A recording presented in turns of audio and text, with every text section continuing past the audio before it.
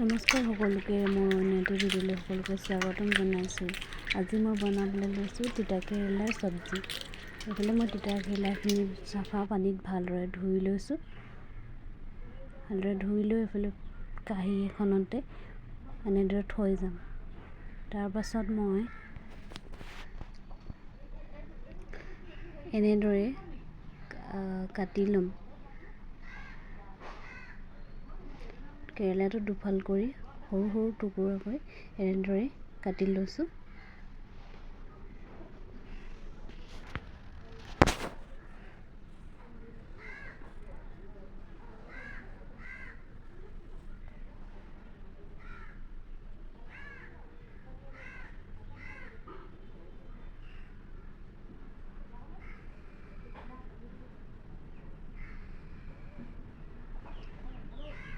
এইফালে মই তিতা কেৰেলাখিনি এনেদৰে কাটি লৈ তাৰ ওপৰত অকণমান নিমখ আৰু অকণমান হালধি দি ল'ম।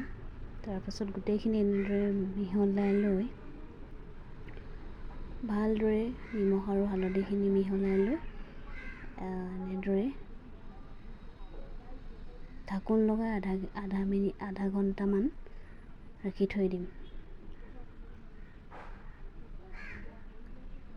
তাৰপাছত আধা ঘণ্টাৰ পাছত এনেদৰে চেপি ল'ব। তিতা কেৰেলাখিনি কম লৈ হাতেৰে এনেদৰে চেপি দিব। তাৰপৰা যিটো পানী ওলাব এনেদৰে পানীখিনি চেপি হাতেৰে উলিয়াই দিলে তিতা কেৰেলা তিতা ভাৱটো অকণমান হ'লেও নাইকিয়া হৈ গুচি যায়।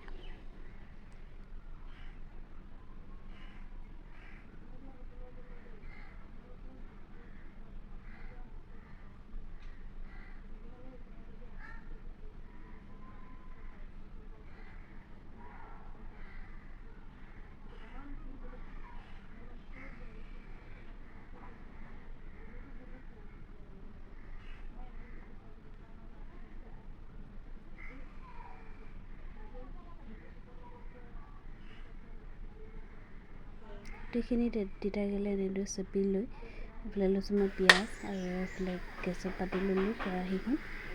তেল অকণমান সৰহকৈ দিব। তাৰপিছত দি দিলোঁ পিঁয়াজখিনি দি অকণমান লৰাই থ'ম। তাৰপিছত নিমখ হালধি আৰু নিমখ দি দিলোঁ।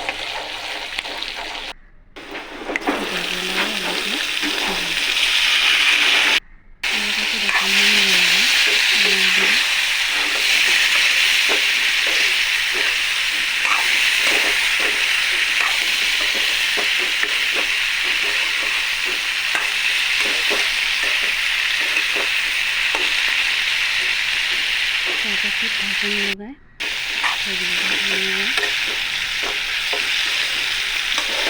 আকৌ ভালদৰে চব মিক্স কৰি লৰাই থৈ দিব। আকৌ ঢাকোন লগাই দিব। আকৌ 5 মিনিটমানৰ পাছত চাব আমাৰ তিতা কেৰেলা ভাজি আধা সিজা হৈ গ'ল।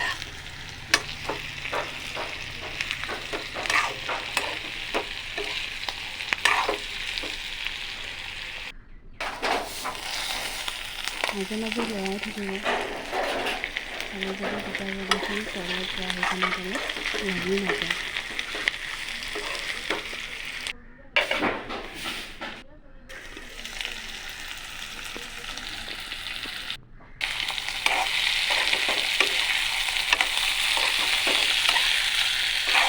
তিতা কেৰেলা ভাজি আধা ঘণ্টামানৰ পাছত ৰেডি।